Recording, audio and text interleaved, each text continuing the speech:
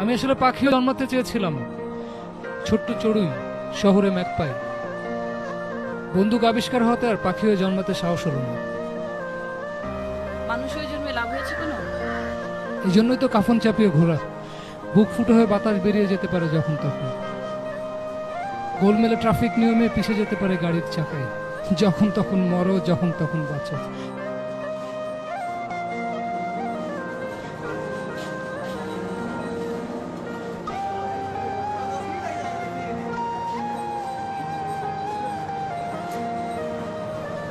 হতাম যদি সোনালি ডানার চিল, আকাশের বিন্দু থেকে মেঘ এনে দিতাম তোমার ডানায়।